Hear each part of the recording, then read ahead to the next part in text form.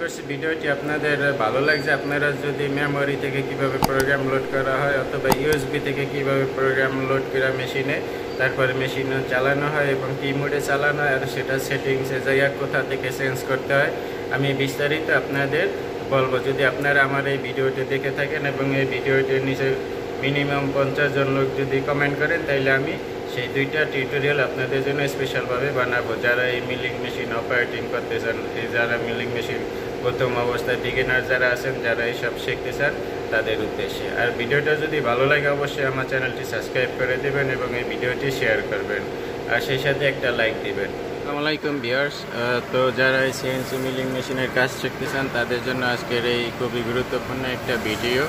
তো আশা করি ধৈর্য সহকারে পুরো ভিডিওটি দেখবেন। এই হলো মেশিনের কন্ট্রোল প্যানেল দেখতেছেন, এটা হলো ফানুক, ঠিক আছে, যে ফানুকের কন্ট্রোল প্যানেল। আর এই পুরো কন্ট্রোল প্যানেলটা এরকম, এই সেটার হ্যান্ডেল হুইল। তো আপনারা পুরো কন্ট্রোল প্যানেলটা দেখছেন। এবার আপনাদের মেশিনের ভিতরের অংশটা একটু দেখাই। এই যে দেখেন, এই হলো মেশিন। আর এই মেশিন এই যে জব চলতে আছে, এই যে এটা একটা ব্লেন্ডিং ফ্যান, এটা ডাই বানাইতে আছে। এই যে হলো মেশিনের, আর এই হচ্ছে টুলটা রেট। আর পুরা মেশিনের ভিউটা একটু দেখাইতে আছে।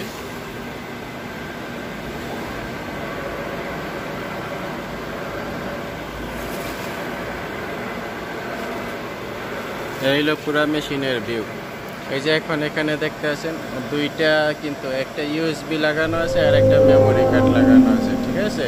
এইগুলো হচ্ছে ডুপ্লিকেট। মেশিনের অরিজিনাল যেটা সেটা এই মেশিনের সাথে নাই, সেই জন্য এটা ডুপ্লিকেট নেওয়া হয়েছে। এটা অনেক লম্বা, এই যে দেখেন, এটা অনেক বড়, দেখেন, সেই জন্য এটা বাহিরে থাকে।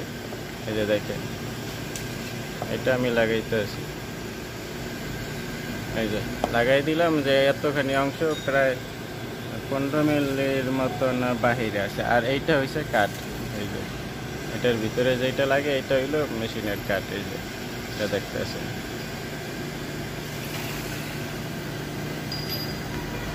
এই হইলো মেশিনের কাঠ। আর এই যে যেটা দেখতেছেন এটা হইলো ইউএসবি, এই যে দেখেন, এটা হলো ইউএসবি।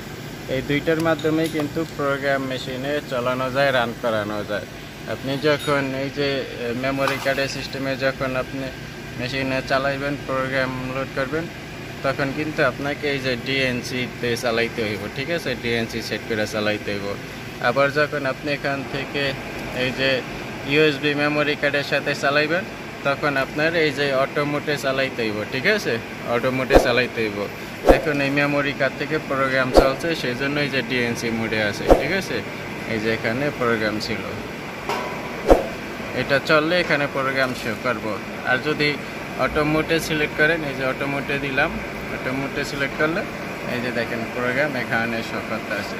এই যে এগুলো হয়েছে এই প্রোগ্রামগুলো ইউএসবি থেকে যখন অটো মোডে চালাইবেন, ইউএসবি থেকে যখন চালাইবেন তখন মেশিনের ভিতরে লোড করে দিতে হইব, ঠিক আছে।